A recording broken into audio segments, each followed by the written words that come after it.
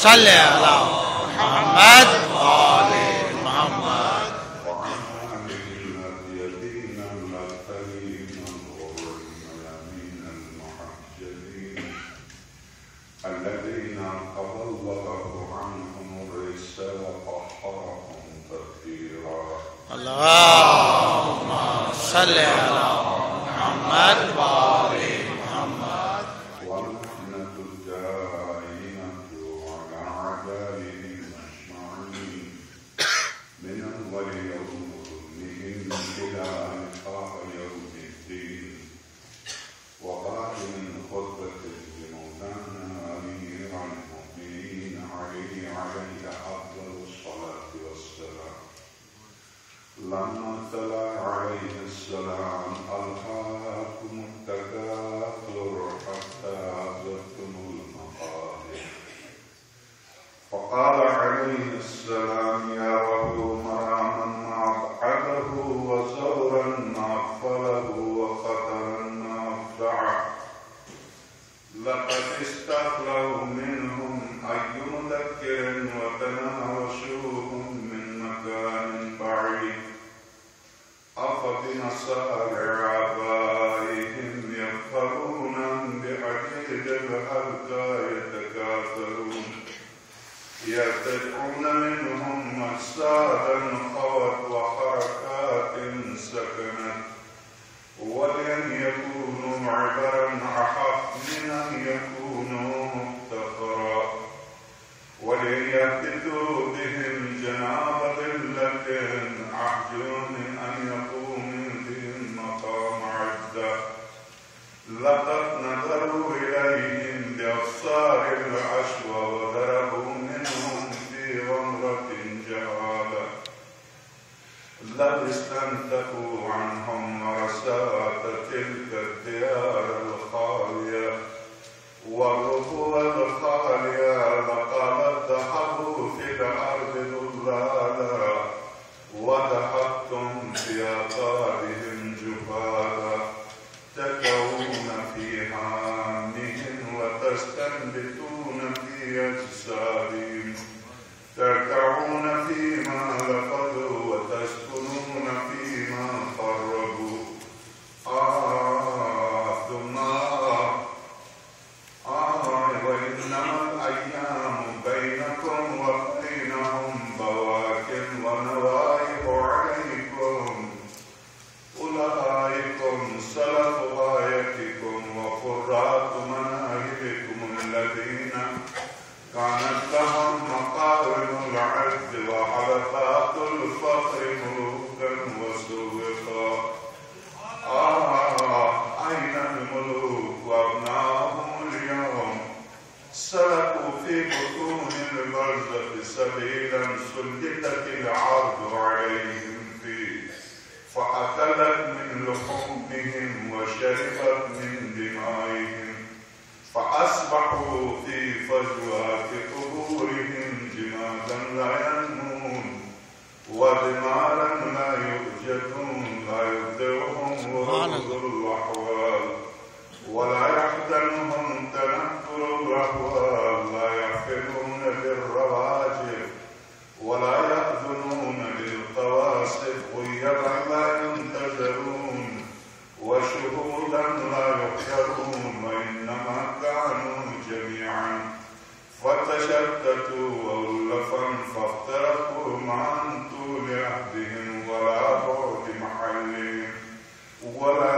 كأنهم سقوا كاسا بدلتهم بالنطق خرسا وبالسمع سمعا وبالحركات سكونا فكأنهم في ارتجال الصفة سرعا سبات جيران لا يتأنسون وأحباء لا يتزاورون صلى اللهم صل على محمد وآل محمد. سبحان اللہ. دنیا اسلام کی سب سے قدیم اور سب سے عظیم مسجد اور سب سے گلجان آبادی اور مولائے کائنات کا دارالسلطنت ہے. مولائے کائنات کے دارالسلطنت میں وہی مسجد ہے جہاں فیصلے ہوتے ہیں علی کے، وہی مسجد ہے جہاں پر فوج کی تربیت ہوتی ہے، وہی مسجد ہے جہاں پر مولائے کائنات نماز پڑھاتے ہیں. وہ مسجد جس میں کم سے کم 1 ملین انسان آ سکتے ہیں. جگہ نہیں ہے کیونکہ امیر مومن کا خطبہ سننے کے لیے خوارج بھی آتے تھے، نمازی غیر نمازی وغیرہ سب آتے تھے، کیونکہ فساد و بلاغت کے امین آپ نے قرآن حکیم کے بارے میں سنا ہوگا. دن میں جو مشرکین سرور کائنات پر پتھر پھینکتے تھے، رات کو چھپ چھپ کر کے قرآن کی تلاوت سنتے، کیونکہ قرآن میں وہ چاشنی ہے جو فساد و بلاغت سے آشنا ہے، وہ اپنے آپ کو روک نہیں سکتا. تو قرآن بالکل ناطق قرآن جب قرآن کی طرح گفتگو کر رہے تھے مسجد کوفے میں قرآن اپنی زبان بول رہا تھا. سبحان اللہ سبحان اللہ.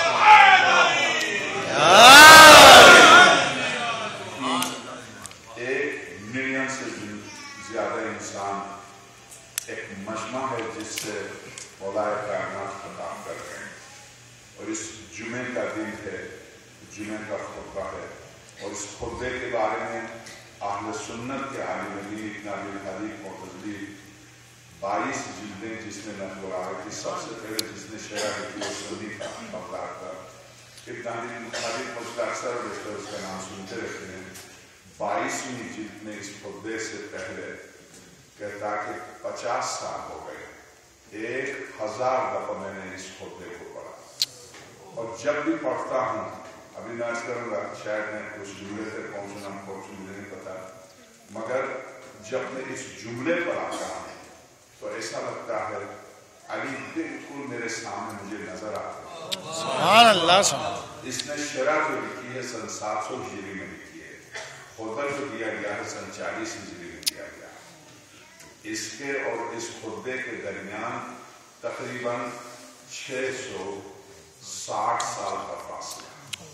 660 سال کے فاصلے میں یہ کہتا جب میں اس کو پڑھتا ہوں 50 سال ہو گئے قرآن کریم کی طرح، اسے 1000 دفعہ پڑھ چکا ہوں، اور جب بھی اس جملے پر آتا ہوں تو ایسا لگتا ہے علی منبر پر کھڑے ہیں، مجھ سے خطاب کر رہے ہیں. کہاں ہے وہ لوگ جن کی سلطنت و حکومت میں سورج نہیں ڈوبتا؟ کہاں گئے وہ لوگ؟ عجب ہے اگلا جملہ جو واقعی انسان کے سکون کو، زندگی کی چاشنی کو ختم کر دے. تو وہ جملہ میں بعد میں عرض کروں گا. تو واقعی زندگی کی حقیقت جس کے سامنے حیات خلق ہوئی تھی وہ حقیقت زندگی کو جانتے ہیں. آپ کو اور مجھے حیرت نہ ہو کہ اگر زندگی ان کے سامنے خلق ہوئی تھی تو وہ کیا ہے. میں آپ سے پلٹ کے سوال کروں گا جس نے زندگی کو خلق کیا تھا وہ کیا ہے؟ سبحان اللہ سبحان. حیات کو خود قرآن کریم نے تقسیم کیا ہے 3 4 5. ایک حیات فلسفہ ولایت میں شہید بزرگوار مطہری لکھتے ہیں، قرآن کریم سورہ آل عمران کی آیت ہے، زندہ مسلمانوں سے قرآن کہتا ہے میرے پیغمبر کے پاس آؤ وہ تمہیں حیات ہے. مردوں سے نہیں کہہ رہا، زندہ مسلمانوں سے کہہ رہا میرے پیغمبر کے پاس آؤ وہ تمہیں ایک پاک و پاکیزہ حیات دے. پتہ چلا مسلمان اسلام لا کر شرک سے پاک ہونے کے باوجود اس پاک زندگی میں داخل نہیں ہوئے جو پاک زندگی پاک ہستیوں کے پاس ہے.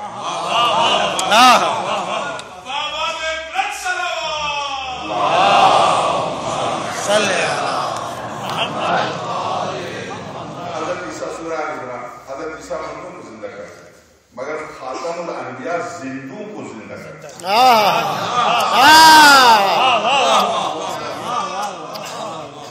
میرے پیغمبر کے پاس آؤ جو ولایت سے منکر ہے، خدا کے واسطے جا کے شاید کی تلاوت کریں. قرآن کہہ رہا میرا پیغمبر آ جاؤ تمہیں زندگی دے گا. کہاں یہ ساتھی چیزیں؟ قرآن کو کہہ رہا زندگی لے لو پیغمبر سے آ کے، زندگی دے گا. سورہ ملک یا ملک دونوں تفسیر میں دونوں نام ہیں. والذی خلق الموت والحیات، خدا وہ ہے جس نے موت و حیات کو خلق کیا. اس پر گزشتہ سال پوری تفصیل سے اسی نمبر سے میں عرض کر چکا ہوں. خلق کیا، زندگی مخلوق ہے اور موت بھی مخلوق ہے. اور قرآن کریم 29ویں پارے کی بالکل پہلے آیت والذی خلق الموت والحیات، خدا وہ ہے جس نے موت اور حیات کو خلق کیا. بولے میرے ساتھ، خلق کیا. تو میری طرح آپ کی طرح زندگی اور موت دونوں مخلوق ہیں اور سرور کائنات بھی مخلوق ہے. اب آپ سے کوئی پوچھے کہ موت و حیات پہلے تھی یا پیغمبر اور ان کی آل پاک پہلے تھی؟ اگر آپ نے کہہ دیا نہیں موت و حیات پہلے تھی، وہ بات نہیں.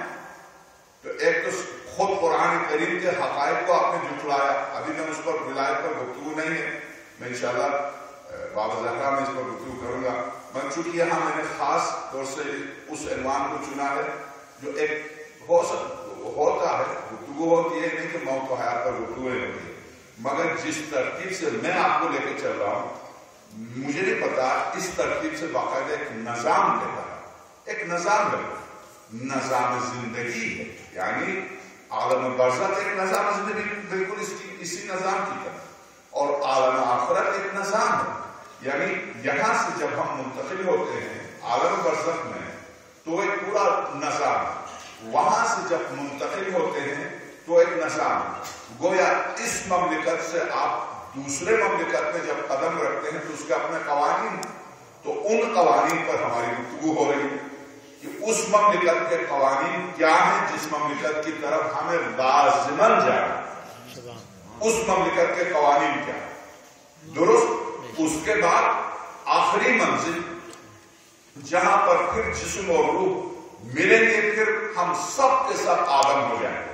کیا مطلب؟ یہ سب کو خدا آدم کی طرف خاک سے خلق کرے تو سب آدم ہو جائیں گے اس وقت. یعنی اس وقت ہم سب آدم نہیں.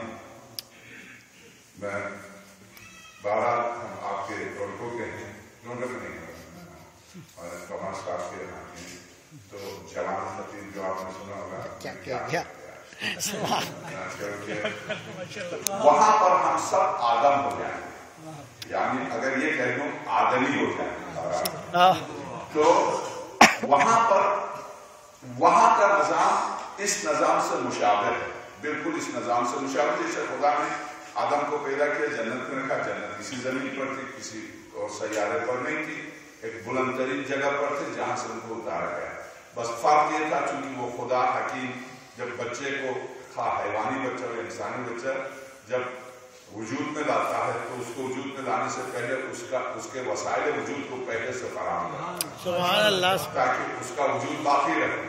آدم جب آ رہے تھے تو ظاہر کسی ماں سے تو آ نہیں رہے تھے کہ سینے مادر سے ان کو دودھ مہیا کیا جاتا، تو اس لیے ان کو ایسی جگہ رکھا جہاں انہیں بغیر زحمت کے غذا ملتی رہے.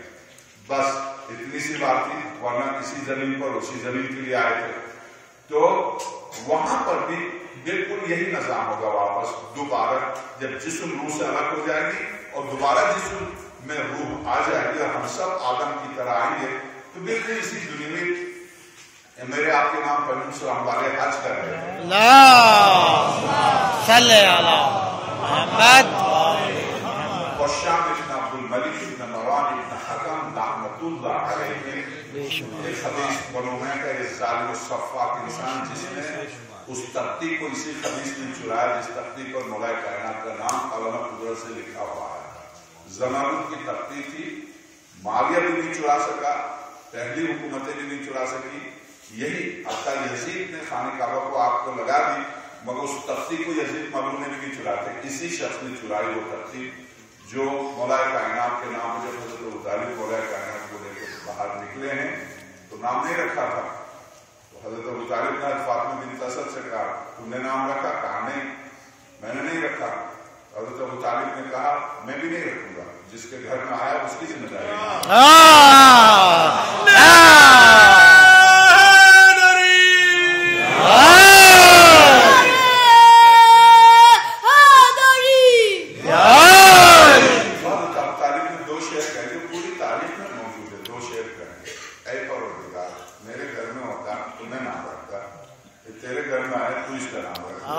دو شعر اسی کے جواب میں دو شعر آئے لکھے ہوئے.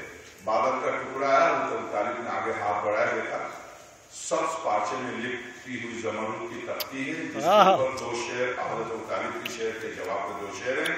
ہاں بے شک میرے گھر میں آیا، میں علی اعلیٰ ہوں، میں اپنے نام سے ان کو علی نام رکھتا ہوں. یہ شعر ہے اس تختی کے اوپر. اسی خبیث نے وہ تختی چرائی اور شام ابن عبد الملک ابن مروان ابن حکم رحمۃ اللہ علیہ جس نے یہ حج پر تھا، اس نے اپنے وزیر کو بھیجا امام پنجم السلام علیہ کے پاس، اس حاشی سے پوچھو میدان محشر میں لوگ کیا کھائیں. تو امام پنجم السلام علیہ نے اس سے فرمایا کہ یہی دنیاوی نظام کی طرح نظام ہوگا کہ وہ ایک دن یا دو دن کا تو ہے، 50,000 سال کا وہ ایک دن ہے. تو اتنے لمبے دن جب انسان کھڑا رہے گا تو کیا کھائے گا؟ ایک گھنٹہ تو برداشت نہیں کر سکتا بھوک، ہم 50,000 سال کس طرح سے. تو اس نے سوال کرنے کے لیے بھیجا امام پنجم السلام علیہ کی بارگاہ میں. امام پنجم السلام علیہ نے فرمایا اس سے جا کے کہہ دو یہی نظام زندگی ہوگا آدم کی طرح، جس طرح سے آدم کو خدا نے رزق مہیا کیا تھا. وہاں پر کسی کو اگانے پکانے محنت کرنے کی ضرورت نہیں پڑے گی، یہ سارا کام فرشتے کریں گے اور کھانا پینا سارا نظام ہوگا، اسی زندگی کا نظام ہوگا اور اسی طرح سے کھانا پینا سب کو ملے گا. اس سے غیر فکر نہیں کرو، وہاں ملے گا کھانا. تو اس نے ہنس کے کہا بھلا سورہ حج، سورہ قیامت، سورہ مرسلات، سورہ واقعہ تکویر، اس میں تو ایک حوالہ دیا تھا. ان ساری صورتوں میں منظر جو قیامت کا پیش کر رہا قرآن کریم، انسانیت تڑپ جائے گی اور جب اذا الشمس کورت سورج لپیٹا جائے گا، بھلا کس کو کھانے کی فکر ہوگی. اس سے ان سے جا کے کہہ دو قیامت میں بھلا کس کو کھانے کی فکر ہوگی. اس نے آ کے حضرت سے کہا کہ وہ تو کہہ رہا ہے کہ قیامت میں کیسے ممکن ہے کہ کسی کو اس ہنگام میں جہاں ہر شخص چیخ رہا ہے چلا رہا، جہاں باپ بیٹے کو دیکھ کے بھاگ رہا، میاں بیوی کو دیکھ کے بھاگ رہا، بیوی میاں کو دیکھ کے بھاگ رہی، سورہ واقعہ حامیم سجدہ، جہاں ہر شخص دوسرے کو دیکھ کے بھاگ رہا ہے، وہاں کس کو کھانے کی فکر ہوگی. تو حضرت نے فرمایا اس عقل سے پیدل انسان سے جا کے کہہ دو کہ جہنم سخت ہے یا میدان محشر سخت ہے. جہنم نے خدا کہہ رہا ہم نے جہنم والوں کو جہنم کی غذا تیار کی، تو جہنم میں بھی انسان بغیر کھائے نہیں رہ سکتا ہے، میدان محشر میں بغیر کھائے کیسے رہ سکتا ہے. اس کو خود اسی سورہ قیامت کی آیات اور سورہ واقعہ کی آیات اور خاص طور سے سورہ واقعہ مدثر کہ جب اہل جہنم کہیں گے اہل جنت سے کچھ تم ہمیں جنت کی غذا ہمیں دے دو، تو جنت والے کہیں گے تم پر یہ غذا حرام، یہ تم وہی کی غذا کھا سکتے ہو، یہاں کی غذا تمہیں نہیں مل سکتی. اس آیت کی تلاوت کرو اور جا کے کہہ دو جہنم والے بھی کھائیں گے، اور کیا کھائیں گے کیا پئیں گے یہ پوری تفصیل قرآن کریم میں. جو جہنم میں بھی جو انسان غذا کے بغیر نہیں رکھ سکتا تو میدان محشر میں غذا کے بغیر کیسے رہ سکتا. تو یہاں تک تو آپ سمجھ لیں. اب آئیے ہم اپنی جس آغاز کیا تھا کہ جس عنوان پر ہم چلے تھے بالکل اسی عنوان سے میں آپ سے یعنی واقعاً اگر کسی کو ان مجالس سے حقیقتاً اپنی زندگی کی اصلاح کی ضرورت ہے تو خدا کے واسطے میرے لیے نہیں، مجھے اس کی ضرورت نہیں ہے. آپ سنیں نہیں سنیں مگر یہ چونکہ یہ مجالس انٹرنیٹ پر بھی نہیں جا رہے، آپ کوشش کریں ان کو سننے کی. چونکہ جس ترتیب سے میں محنت کر کے آپ کی خدمت میں پیش کر رہا ہوں وہ ایک نظام زندگی ہے. اس نظام زندگی کے لیے کل میں نے صرف 4 چیزوں کا عرض کیا 2 مجالس میں کہ پہلی منزل پر جو اسرائیل کے سامنے جو چیزیں مانگی جائیں گی، جو چیز وہ مانگے گا اسرائیل، پہلا جو کسٹم ہوگا، اس کسٹم میں اس مملکت میں قدم رکھنے کے لیے جس مملکت کی طرف ہم بڑھ رہے ہیں، اس حدود میں، اس حکومت میں، اس سلطنت میں، وہاں کے نظام میں قدم رکھنے کے لیے کن چیزوں کی ضرورت ہے؟ تو پہلی منزل پر جن چیزوں کی ضرورت تھی وہ 4 چیزیں تھی. ایک یعنی قرض، کہ کسی کا قرض بھی اگر آپ کی گردن پر $1 کسی کا قرض ہے تو یقین جانیے آپ اس سورہ انعام کی اس آیت کی ضبط کریں گے. آپ نہیں کہوں گا، میں کہوں گا تاکہ آپ کو سکون ہو کہ مولوی اپنا آپ سے کہہ رہا تو آپ پر نہ لگ جائے، مجھ پر لگ جائے. ایسا ہوتا وَلَوْ تَرَىٰ إِذَا الظَّالِمُونَ فِي غَمَرَاتِ الْمَوْتِ 92 آیت نمبر 92 سورہ انعام.